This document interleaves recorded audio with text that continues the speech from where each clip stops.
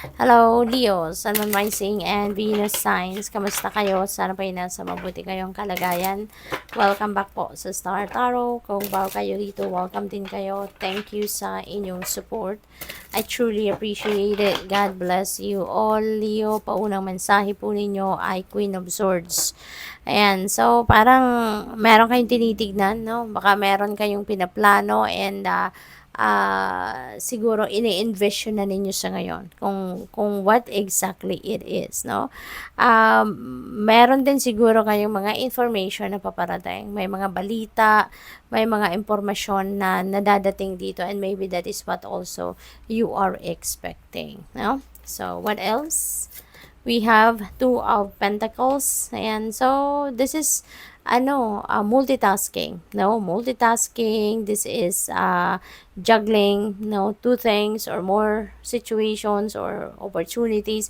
So whatever that is, no, meron kayong pinagkakabalahan, busy kayo, at maaring nagkakaroon na kayo ng imbalance, no, sa buhay ninyo. Kaya iniimbitahan kayo rito na magpahinga din, no, mag-i-balance ninyo muna ang sarili ninyo so that you can maximize your effort, your energy, at ang time, 'di ba? Kung kalkulado ninyong lahat, kung alam ninyo kung ano yung dapat i-prioritize, 'di ba? So what else? We have Five of Cups. Ayan, may panghihinayang ang iba sa inyo rito. This could be something na parang sa ngayon, alam mo yun, hindi kayo makapag-move on from this kasi meron kayong panghihinayang, no, Leo? So, ano lang kayo, mag-focus na lang kayo sa kung ano ang meron kayo. Kasi the more na nararamdaman ninyong nanghihinayang kayo, mas lalo pa kayong mag-a-attract ng mas marami pang bagay na panghihinayangan ninyo, Leo. Kaya, advice sa inyo ng card na to, focus on what you have right now. Doon ninyo, yun ang bigyan ninyo, no? I'd rather say, yun ang bigyan ninyo ng mas maraming oras, panahon, at atensyon. Okay?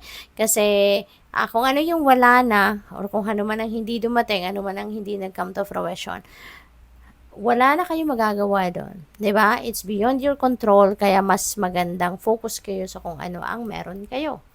What else? We have Seven of Pentacles. Ayan. So, dito naman sa Seven of Pentacles, this is,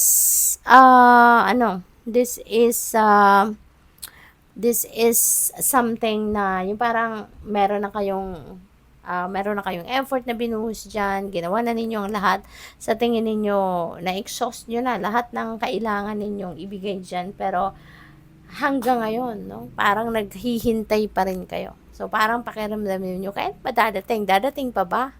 Diba? Yung hinihintay ninyo, yung ganon. But, yung message, no, ng Seven of Pentacles sa inyo, pasensya muna, Leo. Practice patience, okay? Practice patience at maaring panahon ito para magmuni-muni kayo. Panahon ito para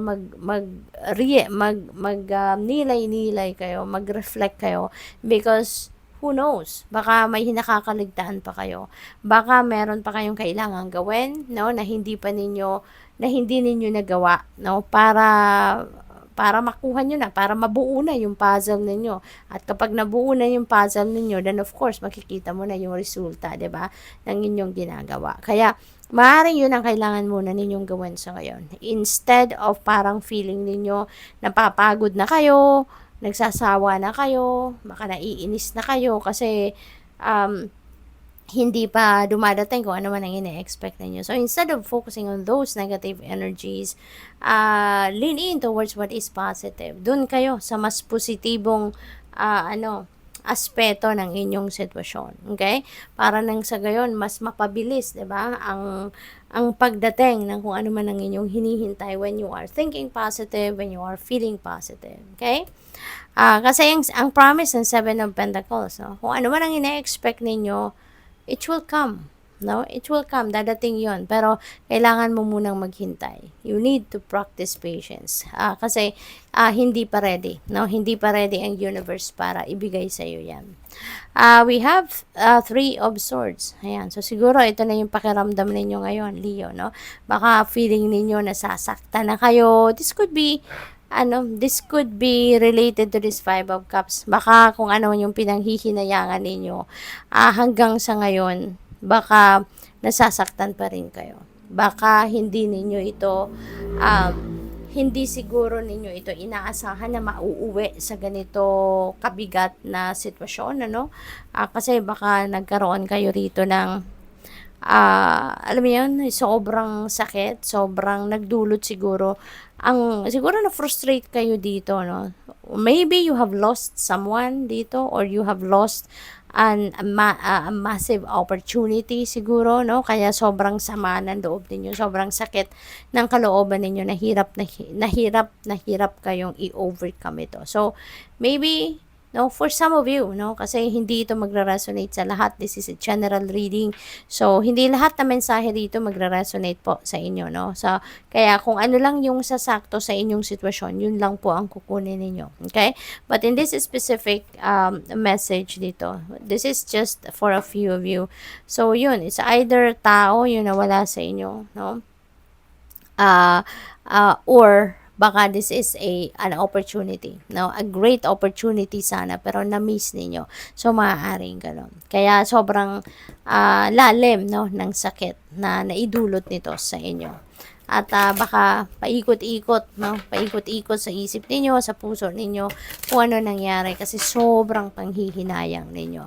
But tandaan nyo na lang, no, Leo, na kung para sa'yo yan, ano man yan, kung sino man yan, or anumang bagay yan, or oportunidad, kung yan ay nakatakda para sa'yo, it won't pass you by. But the fact na you have lost that, or hindi naman talaga dumating sa'yo, or hindi nangyari kung ano yung expect ninyo, ibig sabihin yan, it's not for your best interest, no? Kaya otherwise, sana ay nandiyan dyan, sana ay kasama mo, sana ay hawak-hawak mo, sana ay parte ng buhay mo sa ngayon, hindi ba? Kaya sana, no, sana ma-realize mo na there is something better, no, that the universe is preparing for you. Kaya hindi yan ibibigay sa'yo kung ano man tong pinanghihinayangan mo or iniiyakan mo. Hindi yan binigay sa'yo because it's not for you. Okay? It's not for your best interest. So what else? We have humor and laugh at yourself, lighten your heart, let nothing steal your happiness. Ayan. So move on na, no? Hindi as much as possible move on na kayo, maging masaya na kayo, 'di ba? At tatanggapin niyo na lang kung ano talaga ang para sa iyo, 'di ba? There is something better. Kaya wag kayong malugmok diyan sa inyong sadness. Happiness, look at that. There is humor, there is happiness, nasa gitna niya, si Three of Swords.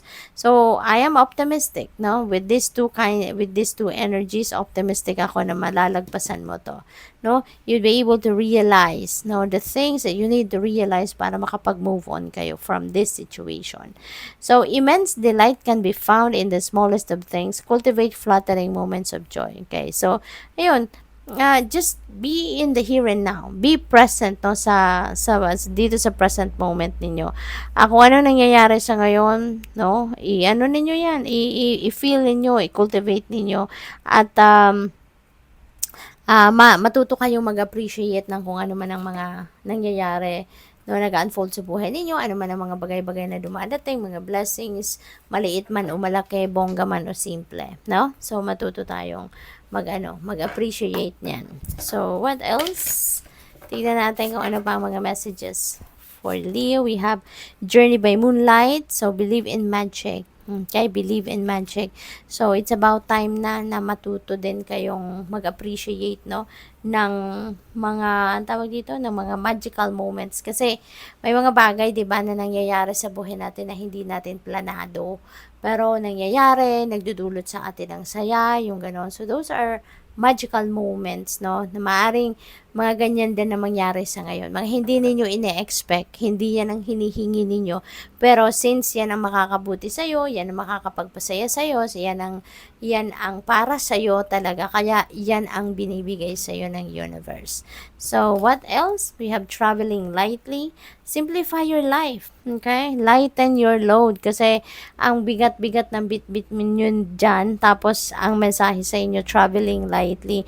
So, travel the journey of life, no? Na wala kayong stress, wala kayong bit-bit na maraming problema. Kaya i-offer nyo na lang yan sa Panginoon. Lift it all up to God. Lift it all up to the universe. Kung ano man yung nagpapahirap sa inyo, nagpapabigat ng inyong dibdib, you know, sana malagpasan nyo na yan. Sana i-offer nyo na lang yan sa Panginoon.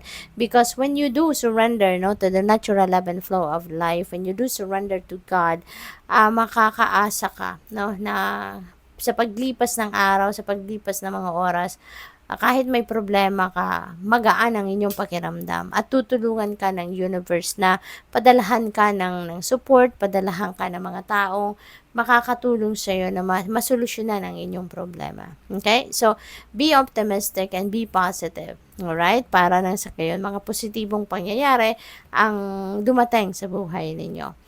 Malapit ka na, no, sa inyong destination, no? Papunta ka na doon sa kung ano man yung goal ninyo, papunta ka na sa kung ano man ang dream ninyo, papunta ka na sa kung ano man yung mga ini-envision ninyo for yourself, Leo. Kaya, konting tiyaga na lang. Okay? Konting tiyaga na lang, huwag kayong magsawa, no?